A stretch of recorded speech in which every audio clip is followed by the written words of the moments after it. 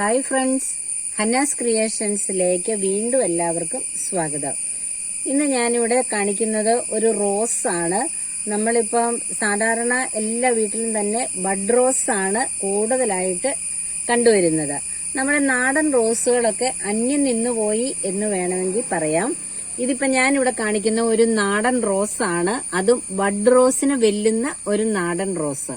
ഇതുണ്ടോ, ഇത് ഒരു നാടൻ റോസ് ആണ്. അപ്പൊ ഇതിൽ നിന്ന് വന്നിരിക്കുന്ന ഒരു സ്റ്റെമ്മാണ് ഇത്. ഇതുണ്ടോ, ഈ ഒരു സ്റ്റെമ്മേൽ തന്നെ ഇത് ഞാൻ എണ്ണി നോക്കിയിട്ട് ഒരു 24 മൊട്ടുണ്ട്. അതിലിപ്പോ ഒരെണ്ണം വിടർന്നിട്ടുണ്ട്. പിന്നെ ഉള്ളത് ഇതുണ്ടോ, ഇതൊക്കെ വിടരാറായി നിൽക്കുന്നു.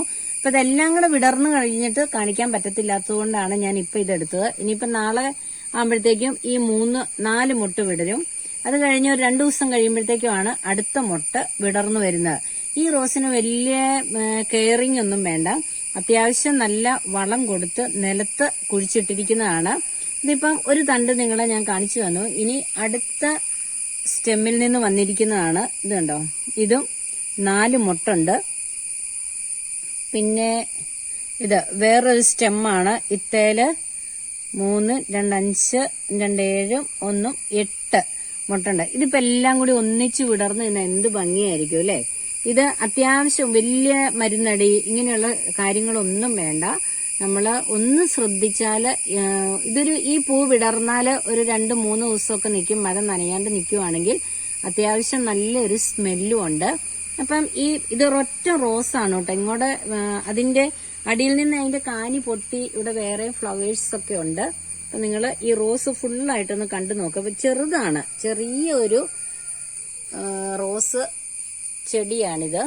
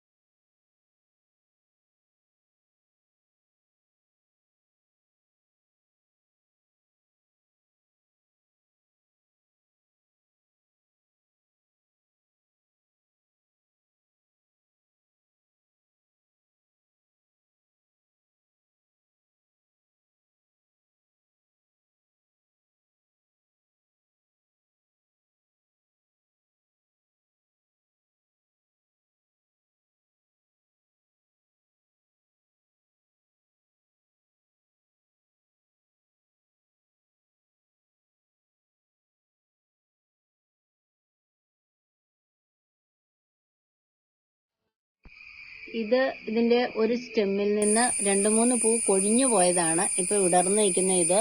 ആ മുട്ടും നാളത്തേക്ക് വിടരും. ഇതാണ് അടുത്ത പൂ വിടർന്ന് നിൽക്കുന്നത്. ഇത്തേലും ഉണ്ട്. ഇനി 3 മുട്ടും കൂടി വിടരാനായിട്ട്.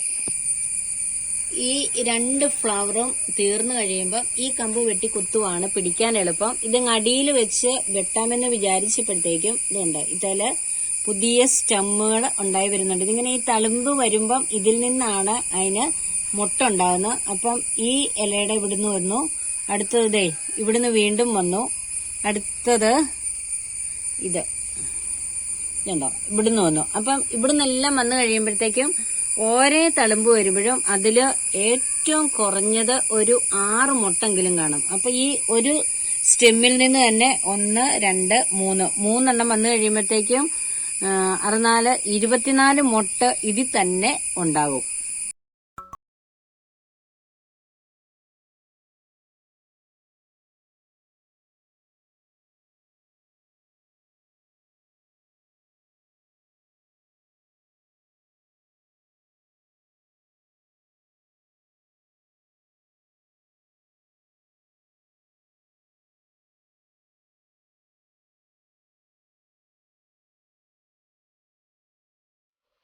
എൻ്റെ റോസച്ചെടിയൊക്കെ നിങ്ങൾ കണ്ടില്ലേ? എത്ര മനോഹരമായിട്ടാണ് അതിലെ ഓരോ പൂവും നിൽക്കുന്നത്. ഒരു ദിവസം തന്നെ വളരെയധികം പൂവാണ് വിടരുന്നത്. വളരെ വലിയ കെയറിങ് ഒന്നും വേണ്ട, അതുപോലെ മരുന്നടിച്ചു കൊടുക്കുകയൊന്നും വേണ്ട. ബഡല്ലാത്തത് കൊണ്ട് നന്നായിട്ട് വളമിട്ട് ഒരല്പം എല്ലുപൊടിയും ചാണകപ്പൊടിയും ഇട്ട് നിലത്ത് കുഴിച്ചു കൊടുത്ത ഇട്ടിരിക്കുന്ന ഒരു റോസച്ചെടിയാണത്. അപ്പം നിങ്ങൾക്ക് ഈ ചെടിയും അതിലെ ഫ്ലവറൊക്കെ ഇഷ്ടമായെങ്കിൽ നിങ്ങളൊന്ന് ലൈക്ക് ചെയ്യുക, നിങ്ങളുടെ ഫ്രണ്ട്സിനും റിലേറ്റീവ്സിനൊക്കെ ഒന്ന് ഷെയർ ചെയ്യുക. ഇതുവരെ എൻ്റെ ചാനൽ സബ്സ്ക്രൈബ് ചെയ്യാത്ത കൂട്ടുകാരുണ്ടെങ്കിൽ ഒന്ന് സബ്സ്ക്രൈബ് ചെയ്യുക. വീണ്ടും മറ്റൊരു വീഡിയോയുമായി കാണാം. താങ്ക്